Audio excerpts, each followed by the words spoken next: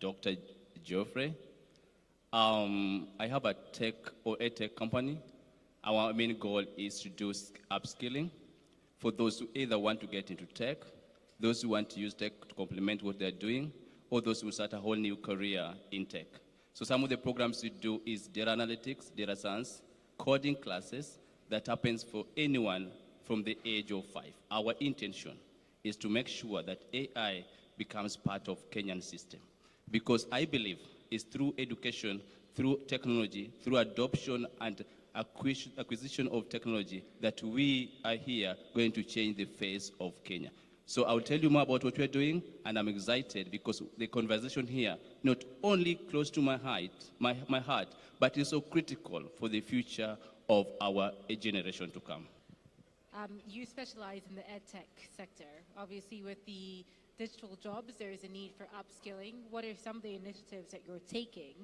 But also, what are some of the challenges that you're experiencing in terms of bringing Sevenett to Kenya? Yeah, Sevenett is really trying to do what PS has just talked about. Earlier in the day, I was talking to him and I was telling him, PS, we need to have AI as part of the education system. And we agreed. He asked me a question, and I think with Engineer Rege, we are going to make sure that we see what can be done so that our kids can learn AI. Because I will tell you this for sure, nothing in the life of humankind has ever disrupted our system like AI is doing. There's no shortcut about AI. Either you adopt it, be part of it, or be totally out of it. The best you can do now is to make sure that you integrate it as part of our life. Now, at Sevenett, our main mission is to bridge tech gap for African community.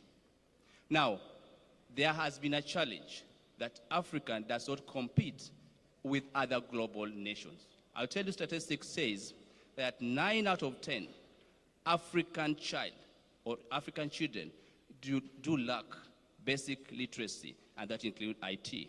What are we doing? And that's where the Sevenett comes in.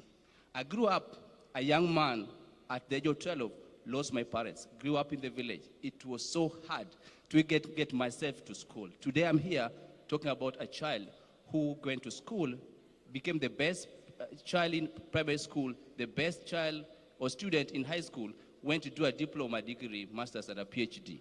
And I'm happy that I represent that person down there who is suffering, a child who needs hope. And that's why Sevenett not only offers training to people in America, but we are also doing the same to people in the village. Today, as I sit here, 2 years ago, Sevenett was born, and we have impacted the life of Kenyans. We've had over 70 children graduating from our school. We've had over 10 people employed under Sevenett. We've gone out to impact the basic knowledge, the skill that is needed for someone to be able to sit in the village of Karachuonyo, where I come from, but still have a dream. They can have a job and be competitive with somebody who works at Microsoft, who had the best life in the world, but they still believe that outsourcing is part of what the government talk about, and that's where we come in. Now, our part will be to facilitate. As a trainer, we facilitate what the government wants or what is being needed to make sure that you get there. Now, apart from doing that, we are looking for partnership. Today, I want to announce here, we've partnered with one of the counties in Kenya, and we are going out to roll out the program to over 47 counties to make sure no one is left in the digital era. And we are calling upon everyone, be part of this. Talk about how partnerships and collaboration would actually benefit your organization, and what sorts of partnerships and collaborations you're looking for as well.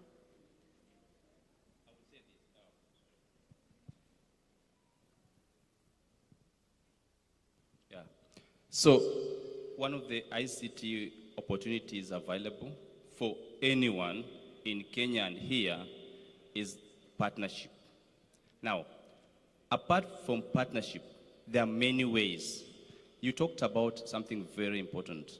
Now, partnership could be industry partnership, global partnership, government partnership, right? There are a number of partnerships that can happen. Now, in earlier speech, I talked about partnership that we're already making with the schools, with the county government, And I believe that we need to, this is from the conversation of brain drain to brain share. Very important. So I believe that strategic partnership that we are going to make will be, number one, help in accelerating technology. It will help in saving cost. It will help in government initiative that she talked about, IT-enabled services. I know there's Jinue, is it Jinue? And then there's digital, Ajira Digital, okay? So those are the good initiatives. But again, we want to come in. We want to come in to partner. So one of the things we want to do, I mean, this is very important. From the statistics, last year, global remittance was 4.2 billion. This year, the first quarter, we already have 1.2 billion sent. Now, that is part of it. We have direct remittance, direct investment that we were already doing at our level, right? But you want to partner with the government. You want to partner with the government agencies and entities like CONSA. Now, what we want to do is sit on a round table. Look at what you want from us, what it is that we can offer, what the government can offer, because our mission is the same, to make sure that we make Kenya the IT place where anyone else can be able to get best skilled, cost-effective, well-skilled, rounded, citizens who can be able to support the project like outsourcing and many other government projects. And we are ready. We want to have a conversation. The time is too short. But if you tell me today, let's have a meeting, I'll be more than ready. And that's what I'm proposing from the government and the government agencies. Let's make sure that we sit around the table and make sure that we improve the services, support the people, and not forgetting the future. Because as we talk about current, the sustainability, that we use what we have now, but take care of the future, because we don't need to exhaust all the resources. Thank you so much.